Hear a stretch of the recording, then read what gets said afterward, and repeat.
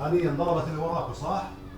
গাজাবাসীর প্রতিটি মুহূর্ত কাটছে অনিশ্চয়তায়, কখনো মুহুর্মুহু হামলার শঙ্কা, কখনো বা খাদ্যের অভাবে মৃত্যুর। খান ইউনিস, দেইর আল বালাহ, গাজা সিটি থেকে শুরু করে মধ্য ও উত্তর গাজা সব এলাকায় চলছে ইসরায়েলি বাহিনীর নির্মমতা। এমনকি আকাশ থেকে ফেলা ত্রাণ সহায়তার আঘাতেও প্রতিদিন প্রাণ হারাচ্ছেন বহু মানুষ। এছাড়া জাতিসংঘ এক প্রতিবেদনে জানিয়েছে, উপত্যকাটিতে প্রতিদিন গড়ে 28 শিশু মারা যাচ্ছে অপুষ্টিতে। দাতব্য সংস্থাগুলো বলছে, বর্তমানে উপত্যকাটিতে গড়ে প্রতিদিন 84টি ট্রাক ঢুকলেও গাজার ন্যূনতম চাহিদা পূরণে প্রয়োজন কমপক্ষে 600টি ত্রাণের ট্রাক। হামাস জানায়, যদি ইসরায়েল মানবিক করিডোর পূর্ণাঙ্গভাবে খুলে দেয় তাহলে রেড ক্রসকে ইসরায়েলি জিম্মিদের কাছে ত্রাণ পৌঁছাতে দেয়া হবে।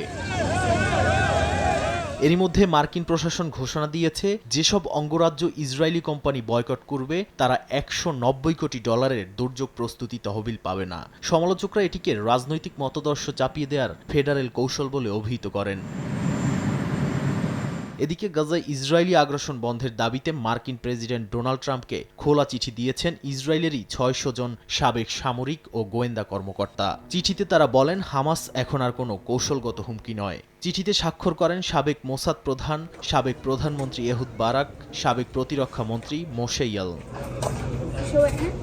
নাদিম মারজান, সময় সংবাদ।